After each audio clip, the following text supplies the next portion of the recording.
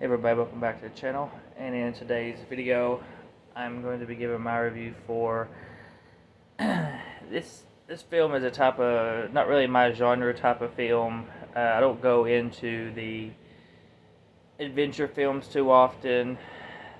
They're not ones that really work for me. Just like I've not seen a complete Indiana Jones film. That's probably controversial, especially because my wife loves Indiana Jones movies. But they just never have been my kind of a film. I did like the Tomb Raider remake, but it's a movie I don't even remember nothing about anymore. I've never gone back to rewatch it. Maybe eventually, but it's just not something I pick off the shelf to watch very often. But so I was a little skeptical about watching this, but went ahead, decided to give it a shot since it was on Netflix, and that is the new Uncharted movie starring Mark Wahlberg and Tom Holland. Wrote some stuff down here so I can sort of remember everything. As we know, Mark Wahlberg is playing Sully, and Tom Holland is playing Drake. I just use their last names. I've never played the games, so I'm not like diving into the comparisons between the game and the movie because I'm just not huge into games much anymore. But you have Sophia Ali is Fraser. I guess how you say her last name. Tati Gabriel is Braddock, how you say her character's name, and then Antonio Banderas is Mancada. I could be butchering those names pretty bad because, like I said, I've never played the game, so I'm not really sure. But for this film, I will say I went in with low expectations because, like I said, this isn't my type of genre of a movie. I didn't hate this movie. Like I said, I can't compare it to the game, so I'm just going by perspective of the movie. I didn't hate the movie, but I didn't love it either. Some of the positives I could take away from this film was obviously the acting. I thought everybody did a great job acting-wise. I will say at some points, Tom Holland reminded me of his Spider-Man character in this, just with the way he talked and said things, or done certain things. It kind of really brought back Spider-Man Tom Holland to me. But nothing that, it didn't hurt the film. It was just something that kind of stuck out with it. The action scenes were all really good. Not like over-the-top action scenes, but still very good nonetheless. Because sometimes, you just gotta have more grounded action. I think the most over-the-top one was the airplane scene when the stuff is falling out of the sky and he's trying to get back to the plane. He's running across all the cargos. Cinematography was really good, which is great for a film like this. You want the cinematography to really shine, and they did good with that. Kind of a mixed element for me was the comedy. The comedy was, most of the time, wasn't working for me. I might have got a chuckle here and there, but it wasn't anything that was really blowing me away. The best comedic scene was the entire sequence at the church. Once they get to the church and they get to that underground party thing that's going on, that whole sequence of events that I think it lasted 30, 45 minutes. It felt like, anyways. It definitely, that's where all the real funny parts were for me personally. But so that's my only mixed uh, problem with this film. So some of the negatives I had with this film was, and this sort of didn't hurt the film, but it's just something to point out for me personally. There was a joke that was very misplaced in this.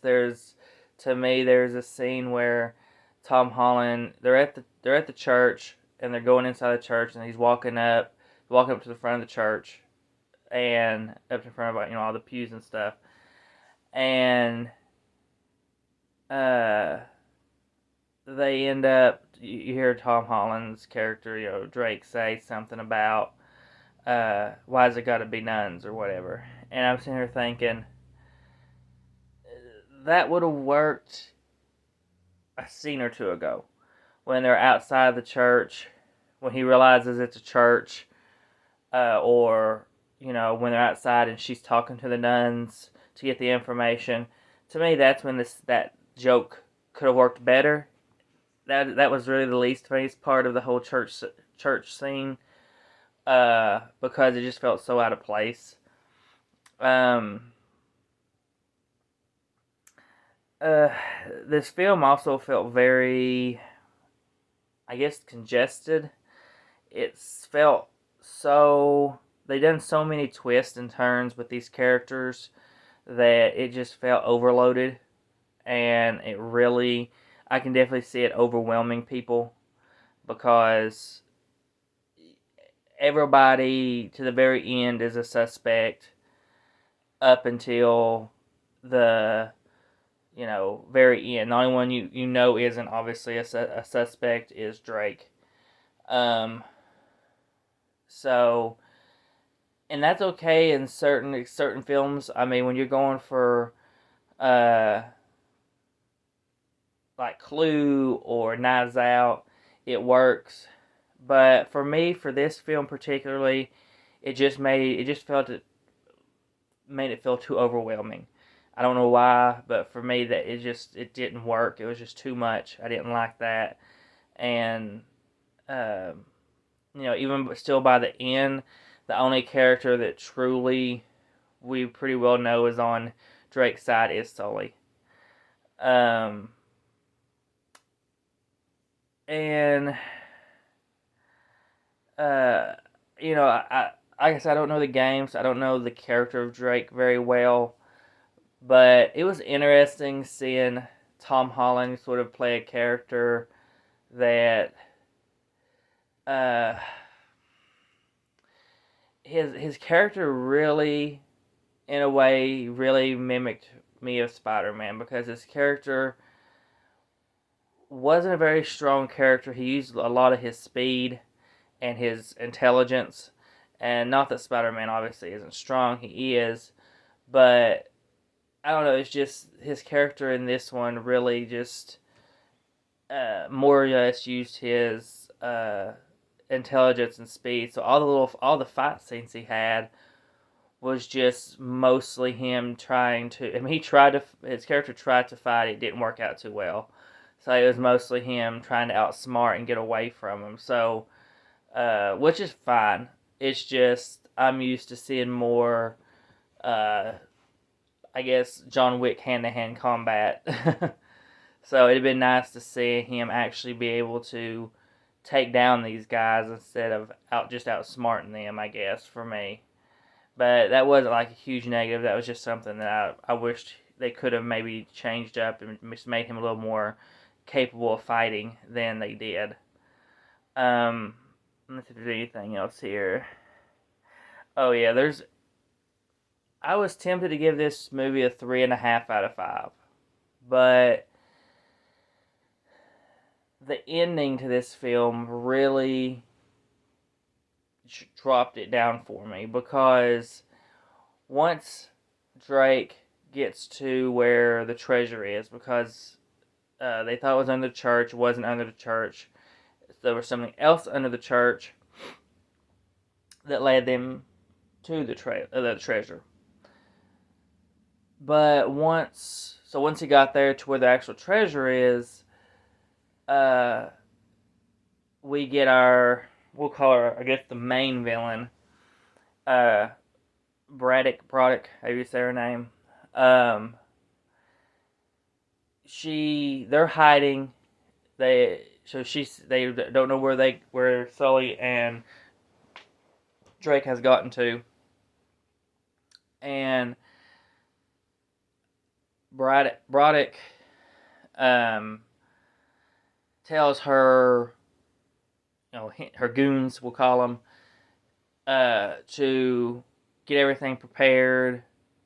If you come across Sully and the kid or whatever, don't leave and let him talk. Shoot them, but not to not to put a hole in her ship, or she'll put a hole in them. Well, it, which that part didn't bother me. What bothered me was once, because they airlifted these two ships out of the cave, and upon doing that, the crew one ship gets attacked by uh, Drake and Sully. I believe Sully was part of it too, and they're just like, yeah, Sully was part of it, because Sully like tackles one guy through a door, one of the doors on the ship, and they're like really destroying the boat pretty good. And I'm sitting there thinking, well, they're going to be in trouble. But then it's like when she realizes that Sully was flying away with one of her boats, instead of dropping the boat and like tracking them down like she's been doing this entire movie, she follows them carrying the ship that she's still carrying. And I'm sitting there thinking to myself, why are you risking damaging your boat when you just told them to drop, not to even put a hole in the boats, because the boats were worth money just themselves. So to me, that whole sequence made no sense. To me, they should have had her like uh, drop the boat and like continue after him without the ship attached to her, and showed her getting more mad that the other ship had been destroyed and getting destroyed, or even like her ship on her plane getting destroyed. Like, she didn't really show any anger toward it, or any kind of emotion toward it, until there's one scene they throw it in where she says, "If I lose, then you lose," or something like that.